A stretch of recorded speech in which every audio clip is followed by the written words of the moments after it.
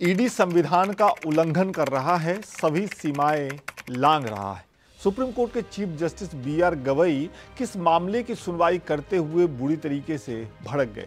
आखिर ऐसा क्या हो गया जो देश के मुख्य न्यायाधीश को ईडी के खिलाफ ऐसे कड़े शब्दों का इस्तेमाल करना पड़ा।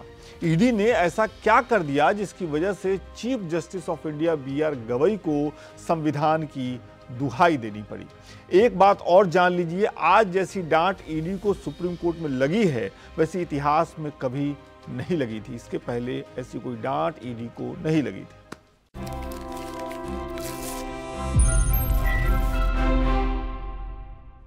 इसी साल केंद्रीय जांच एजेंसी ईडी ने तमिलनाडु स्टेट मार्केटिंग कॉरपोरेशन के खिलाफ 100 करोड़ रुपए की धोखाधड़ी का मामला दर्ज किया।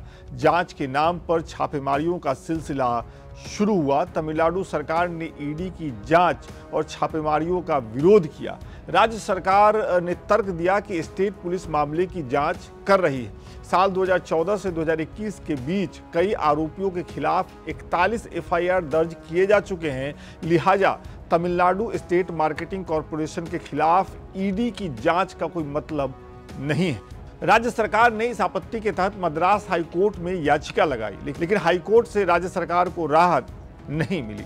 ईडी की कार्रवाइयां जारी रही, छापेमारियों का दौर चलता रहा। तमिलनाडु स्टेट मार्केटिंग कॉरपोरेशन के प्रबंध निदेशक के घर पर ईडी ने रेड किया। उनसे 10 घंटे की पूछताछ भी हुई। ईडी की कार्रवाइयों को अगले साल होने वाले विधानसभा चुनाव से जोड़कर देखा जाने लगा। कहा जाने लगा कि विधानसभा चुनाव से पहले एजेंसी सरकार को बदनाम करना चाहती है। ये सब और इतना सब होने के बाद, हाई कोर्ट से राहत नहीं मिलने के बाद राज्य सरकार ने 20 मई 2025 को सुप्रीम कोर्ट का दरवाजा खटखटाया।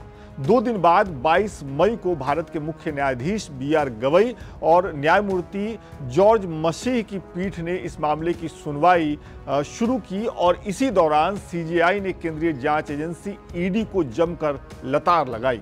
सुप्रीम कोर्ट में राज्य सरकार की तरफ से सीनियर वकील कपिल सिब्बल और ईडी की तरफ से additional solicitor general SV. Raju पेश हुए। सुनवाई की शुरुआत में कपिल सिब्बल ने कोर्ट को बताया कि यह एक कॉरपोरेशन है जो शराब की दुकानें देता है।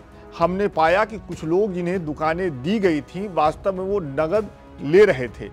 इसीलिए राज्य सरकार ने 2024 से 2021 के बीच व्यक्तियों के खिलाफ 41 एफआईआर दर्ज की, न कि कॉरपोरेशन के खिलाफ।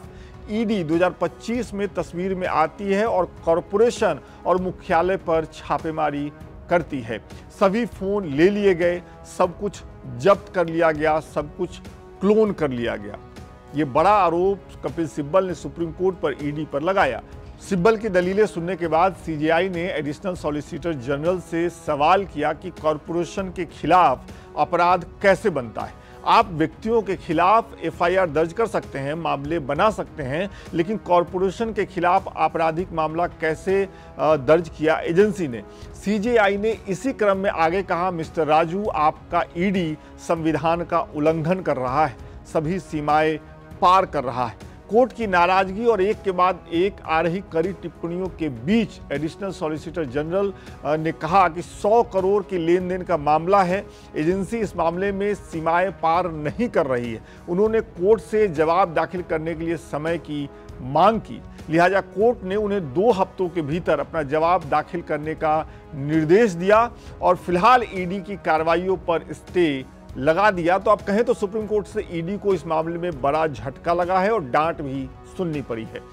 सितंबर 2022 में अंग्रेजी अखबार इंडियन एक्सप्रेस ने ईडी द्वारा दर्ज किए गए मामलों पर एक रिपोर्ट पेश की थी। इस रिपोर्ट के मुताबिक 18 सालों के रिकॉर्ड को देखा जाए तो ईडी ने जिन 147 नेताओं से पूछताछ की या जिनकी गिरफ्तारी की, उसमें से 85% नेता विपक्षी पार्टियों से थे। वहीं तृणमूल कांग्रेस के नेता साकेत गोखले ने मई 2024 में कहा था कि राजनेताओं के खिलाफ ईडी द्वारा दर्ज किए गए 98% मामले विपक्षी नेताओं के खिलाफ ही हैं।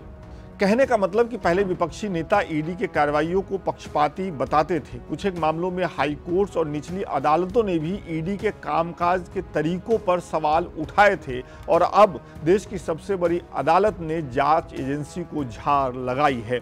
अगर ये सब लंबे समय तक चलता रहा तो केंद्रीय जांच एजेंसी की साख मिट्टी में मिल जाएगी और इससे नुकसान देश का ही होगा। आपको ये स्टोरी कैसी लगी कमेंट करके बताइएगा विस्तार से कि अगले अंक में फिर मुलाकात होगी। बहुत बहुत शुक्रिया।